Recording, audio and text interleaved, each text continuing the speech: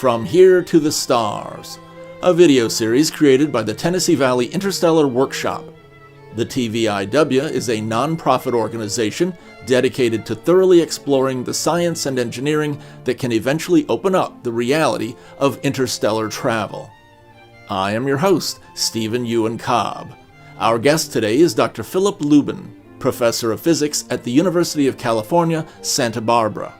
Dr. Lubin is co-recipient of the 2006 Gruber Prize in Cosmology, along with the COBE science team for their groundbreaking work in cosmology. He has published more than 200 papers. Here is Dr. Philip Lubin. You are a NASA Institute for Advanced Concepts Fellow for your work on laser-beamed energy micro-spaceships. If you would, explain the concepts involved and their benefits.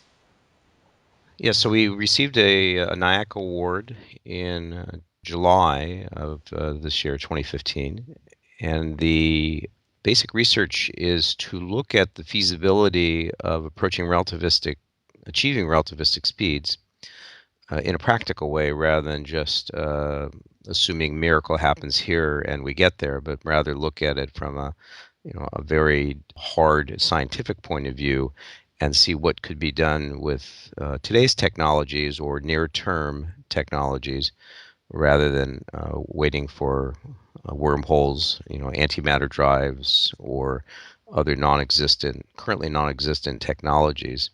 So the basic goal is to look realistically at the ability to achieve relativistic flight, which is a necessary precursor technology to any interstellar flight.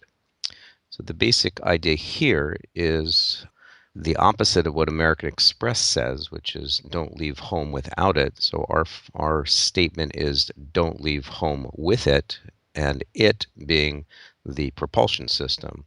So do not take your propulsion system with you, as to do so will prevent any realistic journey to the stars from taking place. And the reason being that all current propulsion systems are very massive and require propellant of some sort, and transporting that propellant basically is a non-starter in any interstellar flight currently envisioned, that's realistic anyway.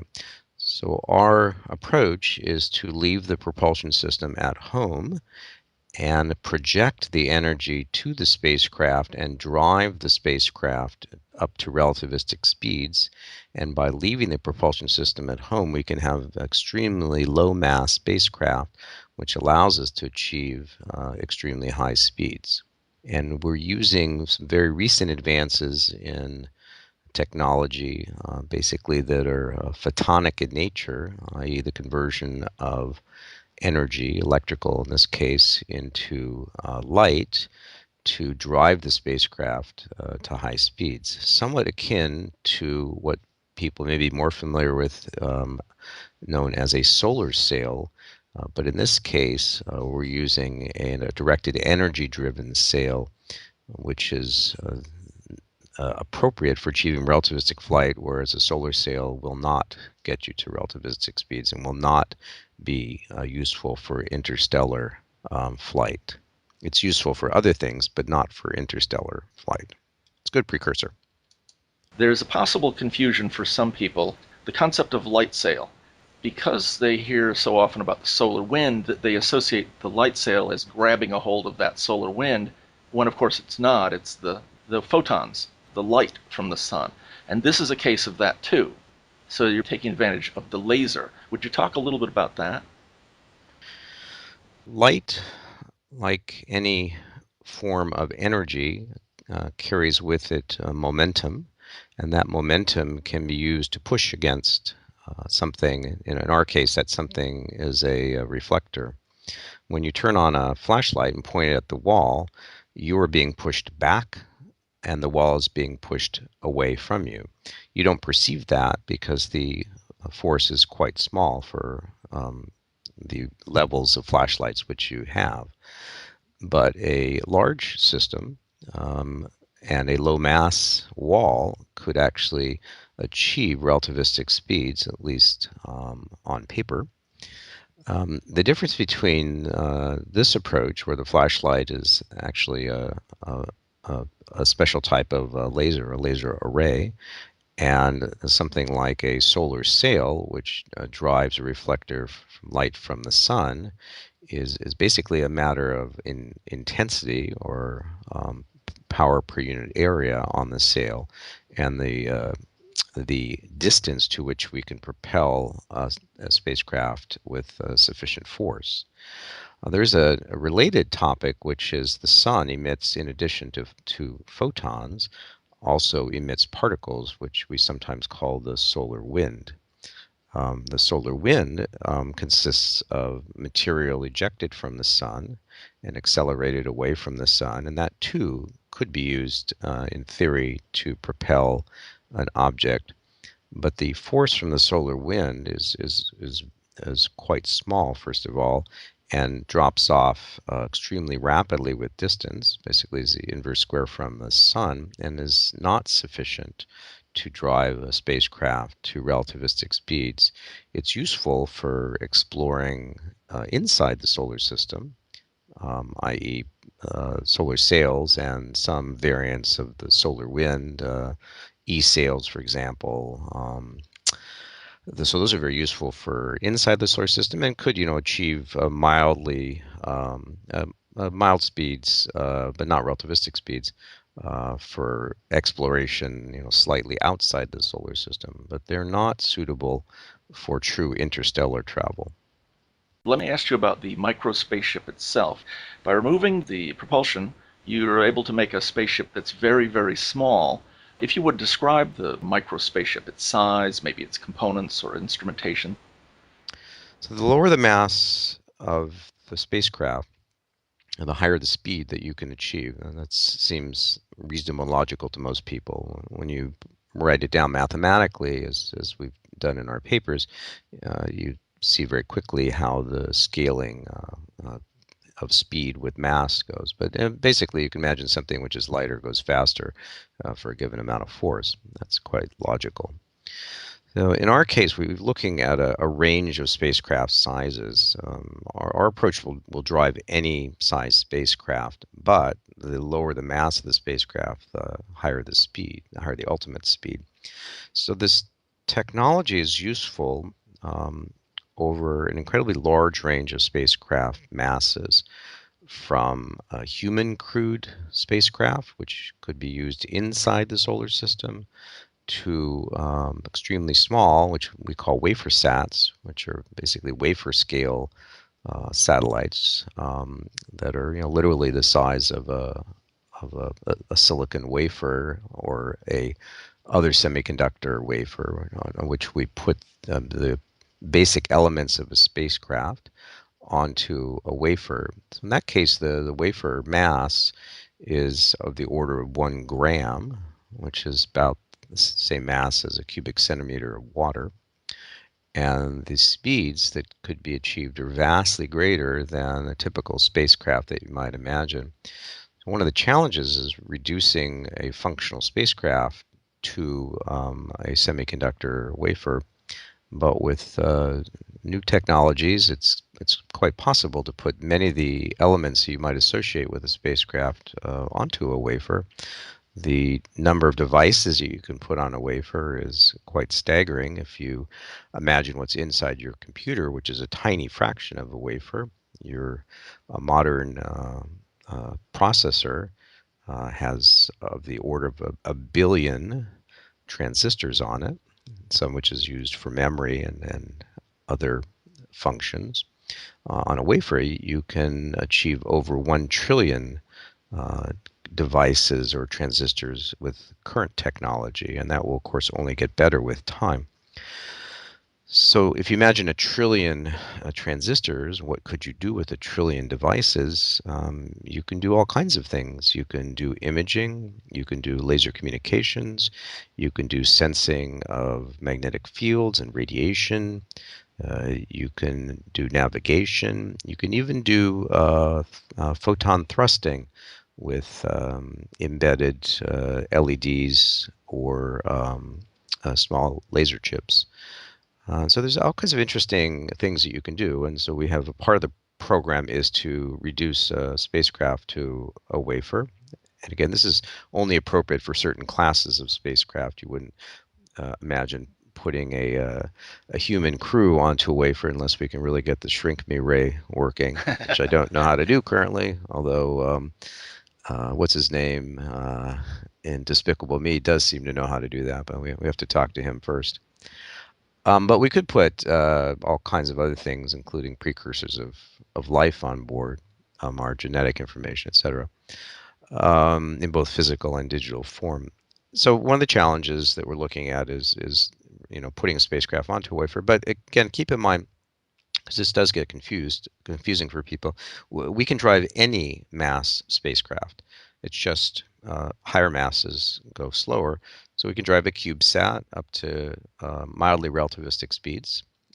We can drive a 100-kilogram class spacecraft, which is roughly of the order of the Voyager mission, up to more than 1,000 kilometers per second, which is nearly 100 times faster than Voyager is currently going. And we can drive a crewed mission to Mars, so that one could imagine going to Mars much more rapidly than we're currently going. We can have overnight delivery to Mars, literally. We can have FedEx to Mars with small packages.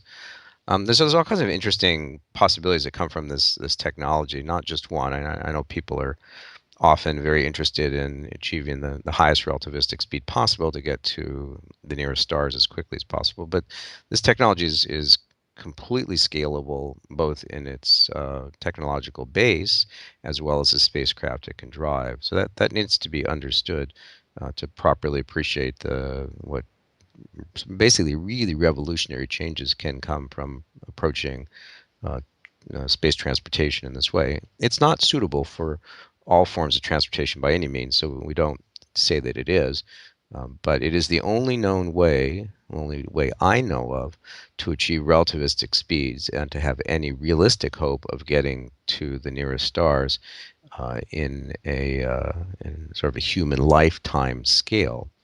And while people would love to build what do they call world ships, or a large spaceship, something like we see on Star Trek and Star Wars, which would be fabulous. It doesn't exist. That technology just simply does not exist currently. So as we state in our papers, and people might want to look at our paper called A Roadmap to Interstellar Flight, where we lay out the technology and a lot of the background discussion. We could either give up our dreams of going to the stars, or we could look at what realistic approaches there are to going to the stars and work towards that goal. One of the key differences between this and propulsion systems that people are familiar with is that this is a continuous propulsion, where they're accustomed to seeing the engine, say on a rocket, burn for 2, maybe 3 minutes and then turn off. And this is very different from that. Talk about that, if you would, please. Actually, it's not that different. Mm-hmm. And let me give you a good example.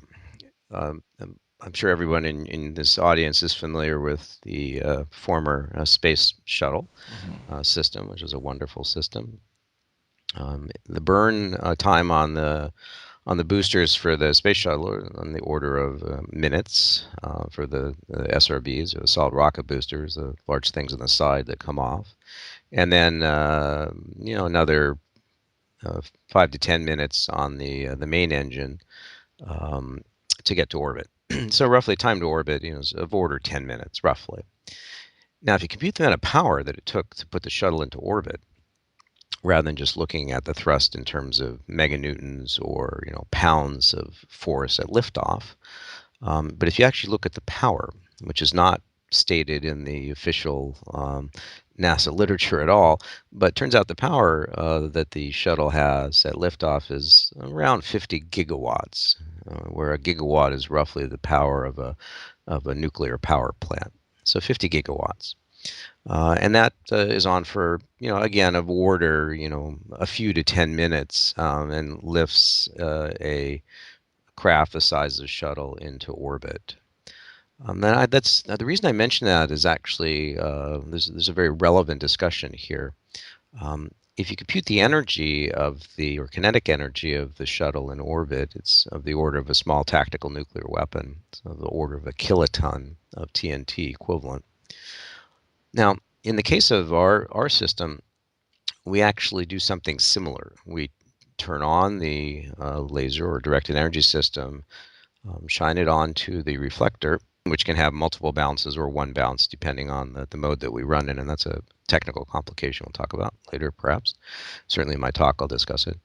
And it's only on for a limited period of time. Actually, in the case of the wafer satellites, on for a few minutes, literally. Turns out to be very similar to the space shuttle. Uh, it's on for of order 3 to 10 minutes, and then it's off. That's it. You're going ballistically after that, and so we don't keep the laser on continuously. There is I agree there is a misconception there that many people have. We turn the laser off, and what do we do with it? We get ready for the next launch. So the nice thing about this system is you amortize the launch system, namely the directed energy laser, over many, many launches. So we could literally launch a spacecraft every 10 minutes if they were of the wafer sat size, and if the launcher was of the size that we would need to build, which, by the way, um, again, the shuttle takes about 50 gigawatts to lift off. Our system, to get to relativistic speeds in order to get to the nearest stars in a time of order 20 to 40 years, would also require about 50 gigawatts and would be on for a similar period of time, about 5 to 10 minutes. But in our case, instead of having a shuttle launch every few months at an enormous cost, what we do is the cost goes into the directed energy launcher, and then you can literally launch a new wafer sat every 10 minutes if you want. Or you could take that same launcher, the exact same launcher, and launch a CubeSat up to a few percent the speed of light. The wafer gets up to about 20 to 30% the speed of light. Or you could launch a 100-kilogram class, Voyager class spacecraft, which these, in the larger mass cases, as you might imagine, the laser stays on longer, but not indefinitely. Or you could launch, a 100,000 kilogram class spacecraft, which is actually larger than the shuttle, um, but of that order anyway.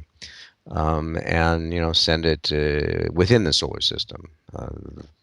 Again, larger mass is slower. So if you want to go to interstellar distances with the kind of technology we're talking about, you can scale up to even larger sizes than we're discussing, but the ones we're discussing are already quite large. So in theory, you can keep scaling because there's no current scaling limit. I mean, there are some, but they have to do with technical issues rather than fundamental issues. So that you could, as you want to launch larger and larger mass systems to higher and higher speeds, you can just keep adding onto the system because it's a scalable and modular technology, unlike many technologies we have today. For example, if you look at at the SLS, the upcoming SLS launch system, it's looks similar to a Saturn V, and looks similar to um, many of the other launch systems around. Yeah, but it's not the same. You don't just simply add on the same components. Whereas in our system, it's basically you just keep adding the same thing, and all the sub-elements are identical. And you're already getting close to unity efficiency, so you're not going to do a whole lot better in the future. You'll do a bit better in efficiency. The efficiency is running currently around 40%, and it's pushing 50%, but currently about a little over 40%. So you'll do a little bit better, but we're already getting close enough to one that you're not going to do that much better no matter how hard you try. But what does get better with time is the mass goes down of the launch, the directed energy system mass goes down, which makes it easier to put into orbit, or put on the moon or wherever you want to put it. And by the way, it's It could be put on the ground. It could stay on the ground, but we have to figure out a way to deal with the atmosphere in a way that I currently don't know how to deal with. It's a much more than a normal adaptive optics problem. It's vastly harder than that. You paint a beautiful picture. I'm imagining almost a cloud of micro spaceships leaving our solar system in every direction to perhaps hundreds of stars. Do you have that kind of vision? Is that within the scope of your estimation? Yes. Yes, absolutely. So our vision is to literally amortize this launch system so that we could launch literally tens of thousands of spacecraft per year, of all sizes. And of course, the smaller the spacecraft, the more of them you can launch, per unit of time. So in the WaferSat case, you could literally launch over 100 per day, or more than 40,000 per year. So yes, our vision is to launch enormous numbers of these and to keep launching them. This is a completely solid state system, so it has a very long lifetime, at least in theory, and it's repairable. So part of it breaks. It doesn't have the nominal single point failures that a lot of systems have. If one sub element blows out, it doesn't really affect the system very much. So yes, that is our vision. Excellent. Thank you, Doctor. I sure appreciate you taking time for the interview. Yeah, no problem. Thank you. That was Dr. Philip Lubin, Professor of Physics at the University of California, Santa Barbara. I have been your host, Stephen Euin Cobb. If you enjoyed this video, please click the like button, and you can subscribe to our channel for more such videos. On behalf of all of us here at the Tennessee Valley Interstellar Workshop, I thank you.